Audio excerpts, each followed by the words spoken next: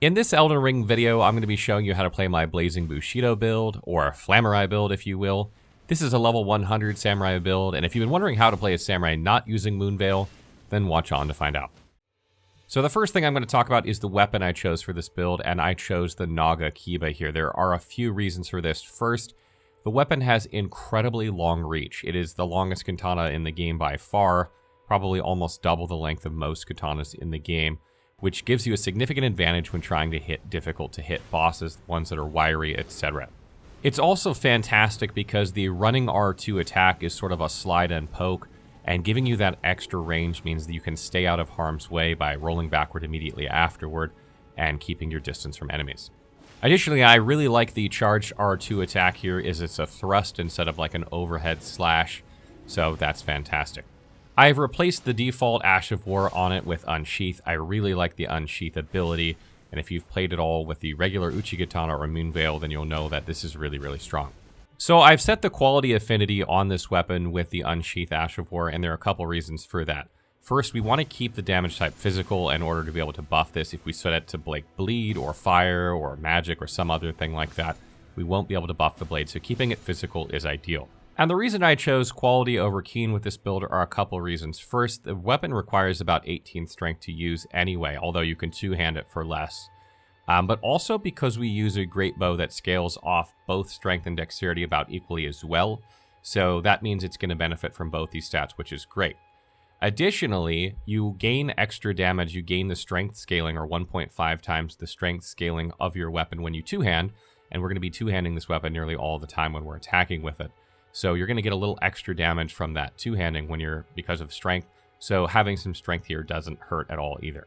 You can get the Nagakiba by killing Yura at the beginning of the game or anytime you see him, or by progressing his questline to a certain degree. You should be able to progress his questline far enough at this point in the game to get it if you didn't kill him. I just killed him for this video. But you can do the questline to get it without killing him if you'd rather do it that way. The next weapon we're using for this build is the Great Bow, as I just mentioned, and we basically swapped the Longbow, if you're familiar with the Samurai build I made earlier, for the Great Bow, and there are a couple reasons for that. You're going to meet the requirements for strength and dexterity for it already because of the way you're set up for this build, so it's a good candidate for a Great Bow. Even if you're using some other Great Bow that's not this one, you're going to meet the requirements because of the quality setup that you have, which is great. Also, when you use Rain of Arrows with this build, it hits like a freight train. So it's a very, very good way to deal a lot of damage at range against particularly bigger targets. Targets that all the arrows will hit because they kind of scatter around a little bit.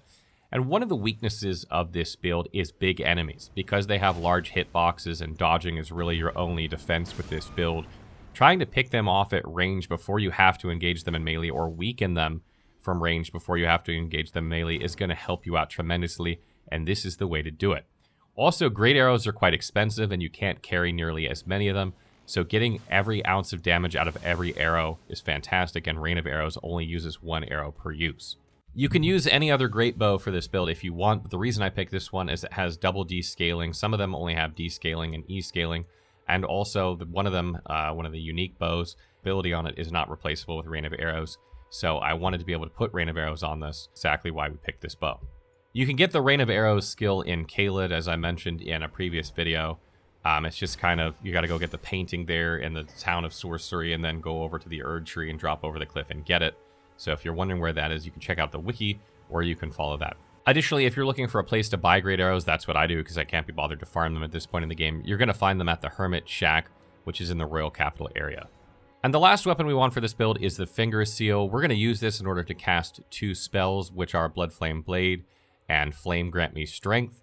And the reason we want this seal instead of the Clawmark Seal is because for some reason on the Clawmark Seal, the strength does not apply to the incantation scaling to increase the damage of Blood Flame Blade. If it did, it would outperform Finger Seal, but it doesn't, so if that ever gets changed, you'll want to switch to Clawmark Seal. But for the time being, Finger Seal is the best seal that we meet the requirements for, and is going to improve the damage of Blood Flame Blade. Flame Grant Me Strength's damage doesn't increase with any sort of scaling or anything like that, so it doesn't matter what seal you use for that spell, but if you want to get the most out of Blood Flame Blade, then you're going to want to use the Finger Seal. As far as armor goes for this build, you can really use any that you want to use. I like the samurai armor or some of the different samurai armors in the game. You want to make sure whatever you do that you can still medium roll though, so make sure it's not too heavy. And I have the Mask of Confidence here because it gives me a little bit of arcane. you need 10 arcane in order to use Blood Flame Blade, but if you just put a point or two into arcane, or if you don't have enough arcane, you can put a point or two in there, that's fine, and if you want to use something else instead. But if for some reason you don't have enough arcane, using this should get you to where you need to be. The 4 talismans I use for this build at this point in the game are Ritual Sword Talisman, Blessed Dew Talisman, Arrow Sting Talisman, and Carrion Filigree Crest.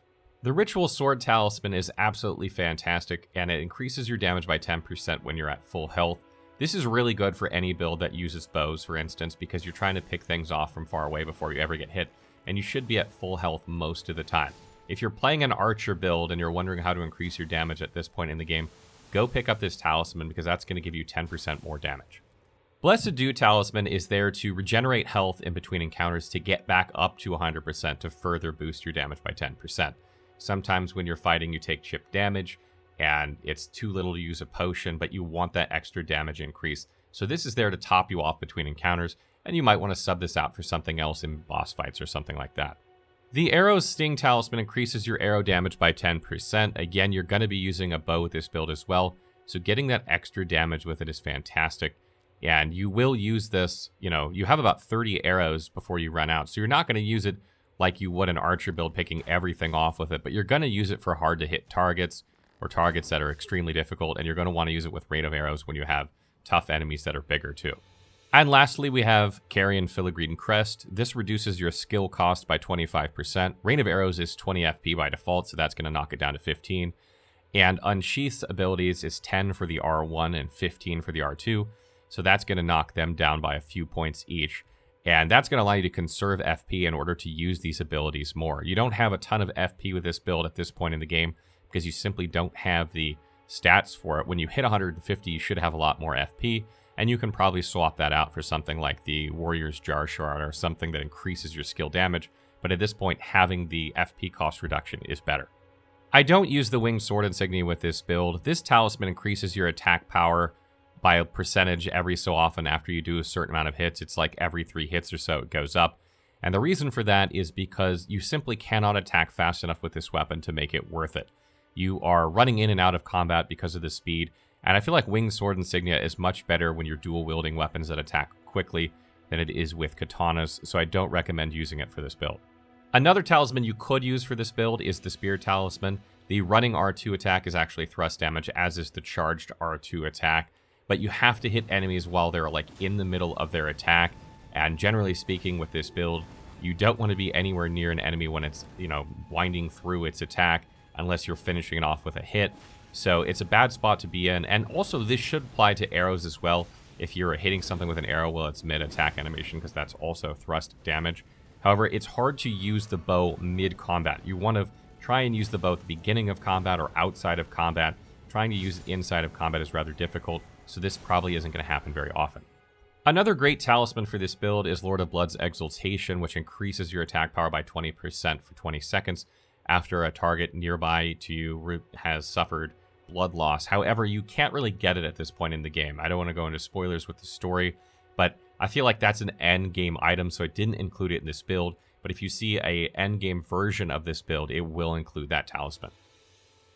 So as I mentioned earlier, the 2 spells we use for this build are Blood Flame Blade and Flame Grant Me Strength. These require 10 Arcane and 12 Faith for Blood Flame Blade, and 15 Faith for Flame Grant Me Strength. Flame Grant Me Strength doesn't increase in damage no matter what you do. It's going to give you 20% more physical damage and 20% more fire damage for 30 seconds. There's no way to increase that damage, so you don't have to worry about increasing your faith. And it's one of the reasons we use it for this build, because we give ourselves just enough faith to be able to use this and Blood Flame Blade, so we can increase our damage without having a significant investment in faith. This also applies to your bow, so if you are planning on shooting things with your bow from outside of combat, or, triggering a fight, make sure you buff yourself with Flame Grant Me Strength first, and then use your bow. Blood Flame Blade is a fire buff you can use to enchant your weapon with, which is again a reason that we don't make our weapon a damage type. We keep it physical so that we can use this spell, and it applies 40% of your incantation scaling to your weapon for 60 seconds, so it's about double the length of Flame Grant Me Strength, which is fantastic, but that's not the only thing that it does. On top of that, it makes it so that your bleed buildup continues to build up for a period of time after your attack ends. Normally, when you hit an enemy with a weapon that has bleed buildup on it, they just take as much on their bar, you know, it fills up as much of their bar as it would, and then the second you stop attacking, it starts to drain. But with this buff on, it continues to go up for a little bit, giving you more time to get back in position to attack again before it starts draining, so it makes it a lot easier to proc hemorrhage on enemies, ripping off huge chunks of their health. And what's really good about this spell is because it adds fire damage to your weapon and you're using Flame Grant Me Strength, which adds physical damage and fire damage, that's actually buffing the fire damage from this as well. You can actually add other spells to this build, and it's possible that over time you'll add a little bit more faith in order to get other buffs like Blessing's Boon that'll give you a heal over time, which will help keep your health topped off, which will then allow you to get that 10% damage increase more often. But at this point in the game, you just don't have the points for that. Talking about the stats I have for this build, I have 28 Vigor, 20 Mind, 18 Endurance, 40 Strength, 40 Dexterity, 15 Faith, and 12 Arcane. So the Vigor, I wanted to get as much as I could here. I'd like to have more than 28 at this point, but you're definitely going to want to increase this throughout the game to at least 40 or 50, probably by level 50. We have our damage increased pretty high with Strength and Dexterity, so from this point forward, playing this build, you're probably going to want to increase Vigor and Mind a lot more than you are Strength and Dexterity. That will allow you to use your bow ability more often and your unsheath more often and cast your spells without chugging pots as much. And that'll free you up to have more health flasks, which will keep your health topped off as well. Endurance is just enough to use the armor and weapons that we're using in mid-roll. If you have different armor pieces or slightly different talismans, the exact amount of endurance you need for this might change by a few points. So keep that in mind that might vary a little bit for you depending on what armor you're using. Strength and Dexterity, pretty simple, increases bow damage, increases damage for our Nagakiba, so we want those to be as high as we can get away with. I have noticed at this point, though, that there is a bit of drop-off in damage compared to about level 30-35 points into Strength and Dexterity, so you'll have to pay attention and see how much damage you're getting, because at some point it's probably not going to be as worth it as to just crank Vigor or something like that. Faith is at 15. This is exactly enough to use Flame Grant Me Strength, which is why we have it there, and 12 Arcane is actually too much. You only need 10 for the Blood Flame Blame spell, but I used a helmet that gave me 3 when I had 9, so I have 12. So you don't need more than 10, but that's what it is there. Just a couple final tips with this build. You can also coat your blade with other things if you use other greases. One of the things that's great about having a physical damage weapon in this game is being able to be flexible with what you want. For instance, if you're playing against something that's weak to lightning, you can use like a lightning grease on your weapon or dragon grease on it if it's a dragon. So don't be afraid to use other things as well. Also, kind of in the same vein, there are other arrows you can use besides the great arrows that I'm using with this build, so you can experiment around with those. The locations of those are on the wiki. I don't know what they all are off the top of my head, but they do various things like magic damage or more damage, etc. So don't be afraid to use those as well if the situation calls for them.